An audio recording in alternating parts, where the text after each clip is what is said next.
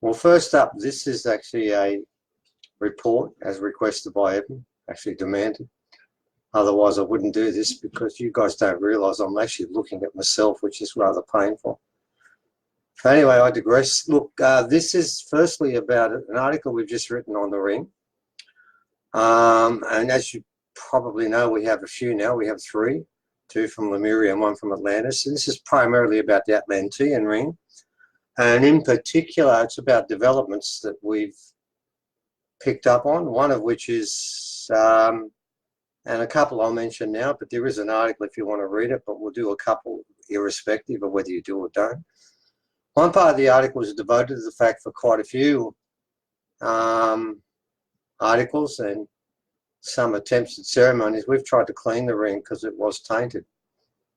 It's now become obvious to us that that's actually not the deal.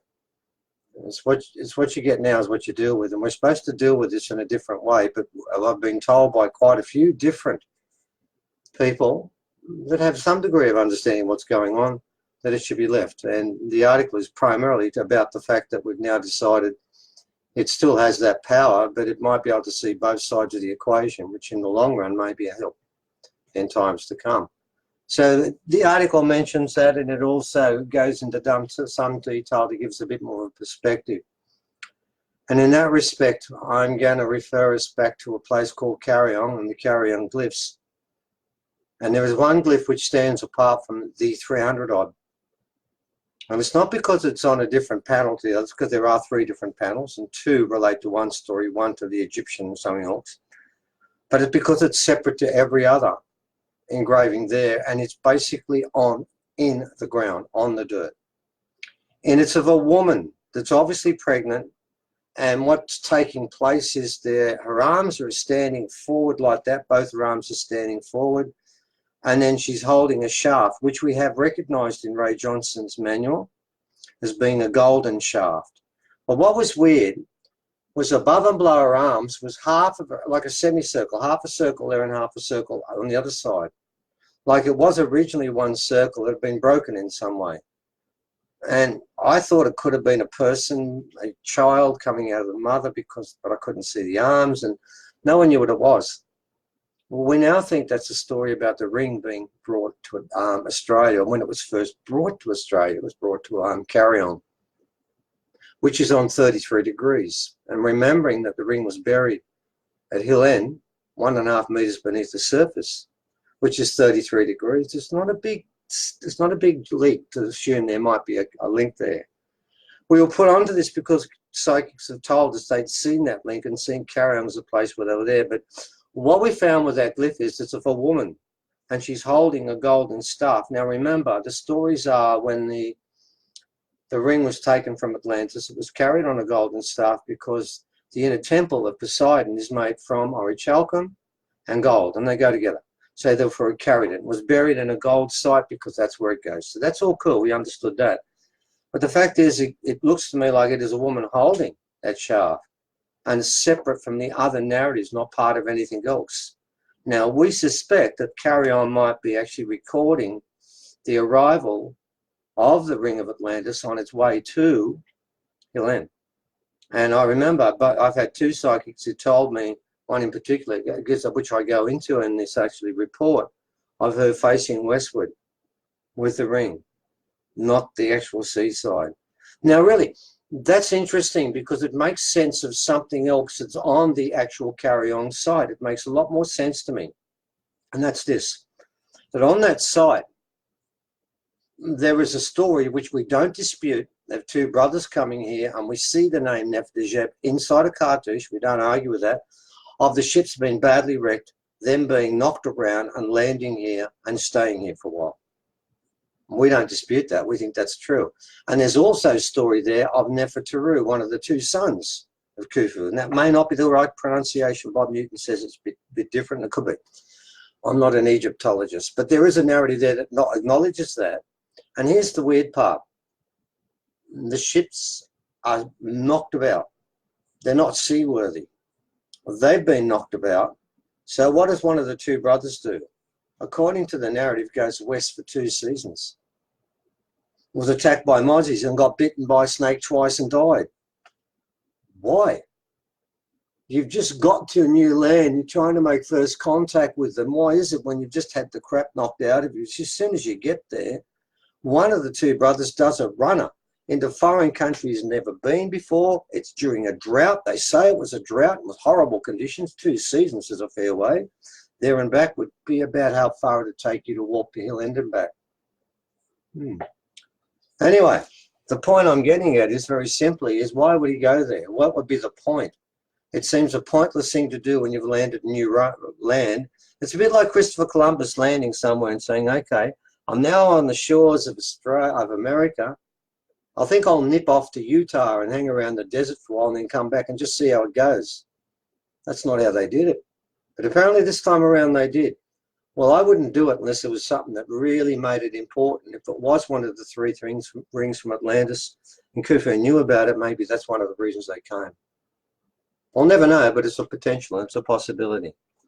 Okay, now that article is going up, and after that I'm doing a boring article on rocks because so many new ones have come in, but I'm sorry, I have to do them occasionally.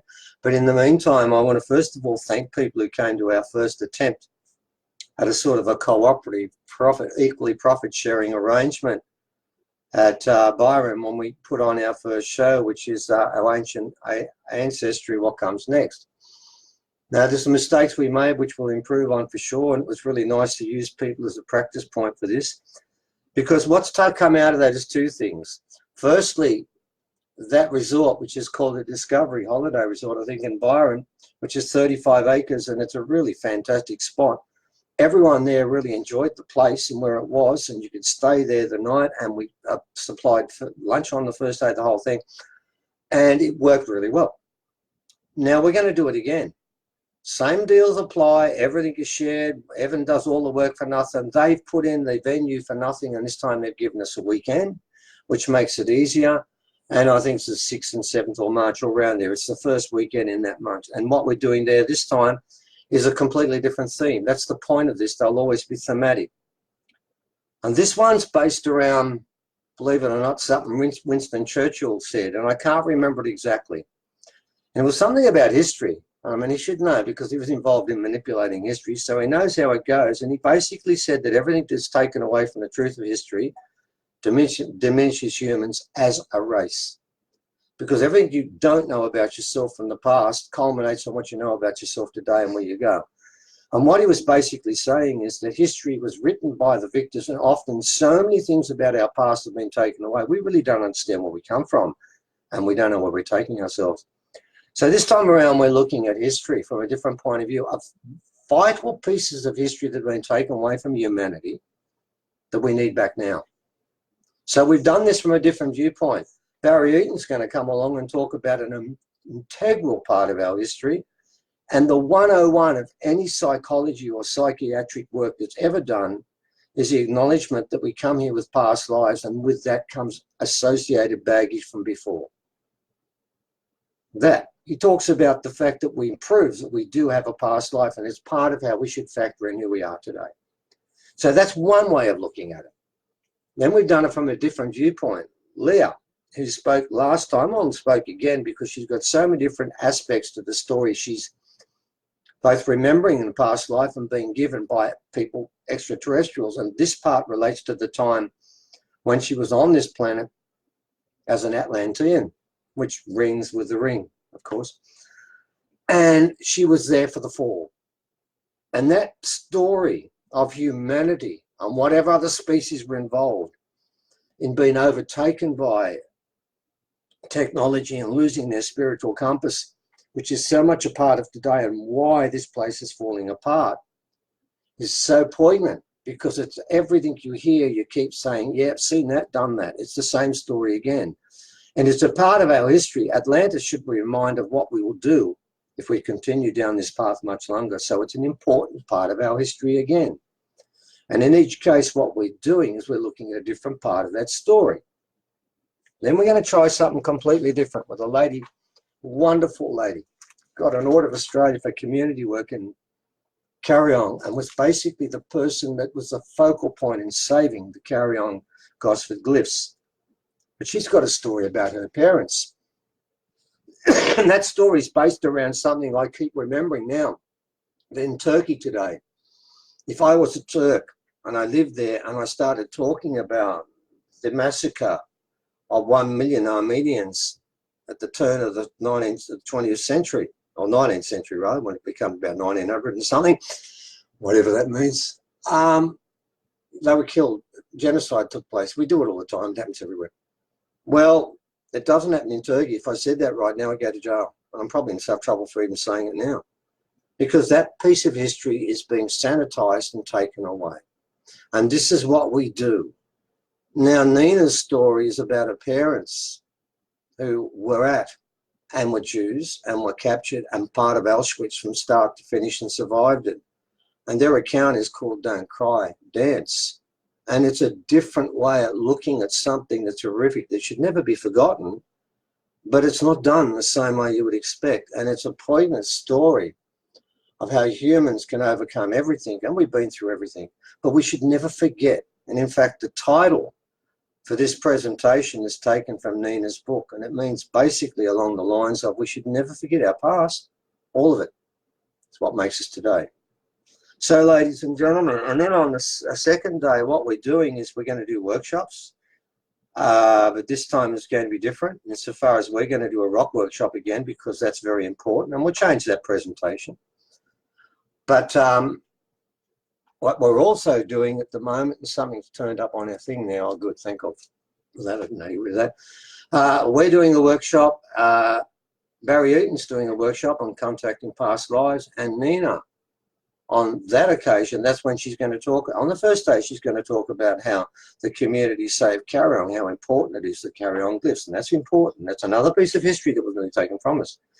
On the second day, she's going to talk about, and we're going to sit around, I'm going to sit around with it. And it's going to be a conversation where the audience will be invited to ask questions. And it's going to be a 1.5 to 2 hour conversation about her book, about the story of her parents, and about the story of what took place there. But always from the point of view of people who were smiling, and as we said, didn't cry but danced. So it's a different way of doing things. So on the second day, we have 3 workshops there. Now, enough of that. We're also doing about 2 weeks later down in Melbourne, the same presentation we did the first time, because I want to take this around Australia, because that's about the change. It's about the change that's going to take place very soon. I've been told yet again by elders within the last week of the absolute clarity and absolute certainty they have that something massive is afoot, that is seminal, and it will take place in Australia. And I got more specifics about that, and I'm meeting someone within a week who's speaking directly about what the elders that really know this story are saying in preparation. And I've been given an exact date, which I'm not going to give you because I don't believe in them, but insistent. So the point of this is that particular workshop we're doing is an evolving story because more's added to it, and we're going to change it. But it's about the fact that there will be a change and what comes next. And it's predicated around that narrative. And that was a narrative we did at Byron Bay the first time, and it was sold out, and many people missed out. And we believe it was a great story. And for those who came, we thank you for coming. And yes, there were a couple of things we can improve on, we will, and make it an even better story. So for that one, I think that's limited to 50 people, and that's at Melbourne. The one at Byron, I think, is at 70 for the first day, then the workshops are left. Look, it'd be great if you came to either, because both are stories that take place in Australia today, and they're about our history and our country. And ladies and gentlemen, I'm going to close with a piece of information, and I'm going to go back to the ring and finish with this, and I've gone way too long. But anyway, I'm going to talk about not the Atlantean ring, but this one, the Giant's ring referred to, that was found in Angkor Wat. And this particular ring, there's 2 of them. This one has around the sides there, it has both a monkey human, a pig human, and 2 elephants. The compatriot to this has 2 elephants and 2 monkeys. It doesn't have the pigs. But what I want to tell you about is I'm going to leave you a piece of science That validates there were advanced civilizations on this planet in earlier days. In fact, it is unbelievably incontrovertible proof through chemistry alone that way back there were civilizations that were doing things that we have just done today. And here's one example of it. That ring I showed you. There's two of them. The one that Roz has been fully analysed. I've mentioned this before, but I want to close with this anyway. And it's got virtually the same components as the Atlantean ring, the one I've got here now. There's one difference. From the Atlantean ring, the nickel has been taken out, and in the ring that Roz has, and I'm sure in this one because they are linked, and I'm not going to talk about why, but we'll check that soon when we get that done. Everything's the same, but the nickel's taken out and they put in some tin and they put in some titanium. And I want to close with this. The titanium was discovered in either 1691 or 1791. I'm not sure, one of the two, I've forgotten, and that's understandable at my age. Got too much in there, can't remember it all. But I can tell you this, it was first put in jewellery in 1931. Now that ring I'm showing you is decayed. Some parts of it are rotted through. It's been so old, and parts of it are frayed. It is thousands and thousands, tens of thousands of years old. Lithium. And by the way, what this is, very simply, when it goes on your finger, if you had a finger that was big enough to take it, and if you did, I want to tell you something. Don't tell me, oh, I've got a thick finger, it'll take it. You've got to understand with this ring, it's 86 grams, right? But the 86 grams aren't spread around the whole ring. They're in one spot. They go from there straight down. You're not carrying 86 in total around. You're carrying 86 on the top and 3 or 4 around the side.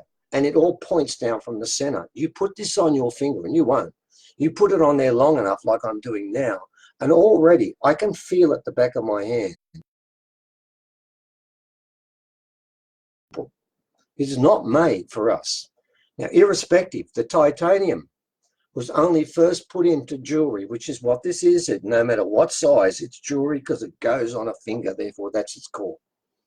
In 1931, this was dug out and found at Angkor Wat in the grounds, kept separate from there, but taken out of the ground, which means that Angkor Wat was made in 1931 or later, because it couldn't have been made earlier, because not before 1931, no human on this planet put titanium in any form of jewelry. But it is here, and it's hundreds or tens of thousands of years older, which means humans were doing what we couldn't do until 1931, a long, long, long time ago, well before all your books and all your history agrees that humans were doing this sort of stuff. Well, guess what? Because of this, they were. So these rings, not just like the Atlantean one, the Lemurian one, changed world history. And in the meantime, if you can come along to the next 2 talks, when we talk, and next time in Byron, we're going to be doing the story about Frederick Slater, he discovered not just the Standing Stone site, but worked at Barragara. And we're going to look at his work and how it was all taken away and hidden because it was another piece of history that shouldn't have been there. And then we're going to look at some other hidden history, both through archaeology and also we close up, of course, with talking about the rings because that's an evolving story. We will talk about that. But most of that story, in fact, all of it is not what we gave last time. So people coming a second time, those who are speaking again, different story completely. Leah's doing solely Atlantis, and we're doing other stuff, and of course we do updates on the ring. And what are we talking about in both of these things? About a history that was stolen, about a past that we don't have anymore, and about legacy that we need now. Because there's a change coming, and if you don't know your past and you don't understand what this is all about, and it's here in the past, it's in these rings, it's in the skulls, it's in the rocks, then you won't find your future. Okay, until next time we put an article up. Sorry it's been a while, but we've been caught up with a few other things and they seem to be evolving, but back to that soon.